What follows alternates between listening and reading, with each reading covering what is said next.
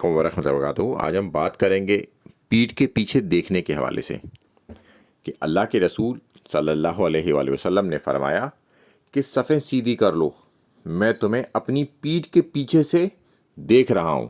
یعنی کہ اللہ کے رسول صلی اللہ علیہ وسلم اپنی پیٹھ کے پیچھے سے بھی دیکھتے تھے، یعنی کہ 360 ڈگری میں، یعنی کہ وہ دیکھ لیا کرتے تھے۔ تو اس سے اگر کوئی فرقہ اپنے بزرگ بابوں کے لیے یہ بات کلیم کرے گا نا، تو پھر اسے دلیل لانی پڑے گی، کیونکہ نبی کریم صلی اللہ علیہ وسلم کے اس معجزے پر ہمارے پاس دلیل موجود ہے۔ صحیح بخاری میں حدیث ہے 718۔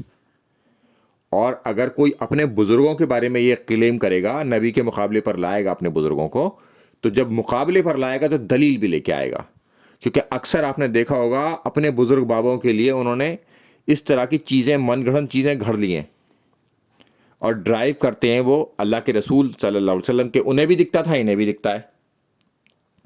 یعنی کہ جیسے کہ ان کے بزرگ بابے نبی کریم صلی اللہ علیہ وسلم کے برابر آ گئے، ان کے معجزے ان کے برابر ہو جائیں گے کیا؟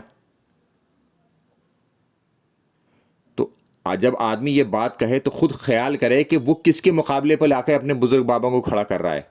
کیا ان کے بزرگ بابے اس لائق ہے کہ نبی کریم صلی اللہ علیہ وسلم کے سامنے لا کے کھڑے کرا جا سکے، ان کے معجزوں کو ان کے معجزوں سے کمپیئر کرا جا سکے؟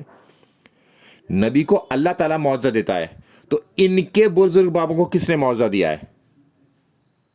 اس کی دلیل لائیں۔ السلام علیکم ورحمۃ اللہ وبرکاتہ۔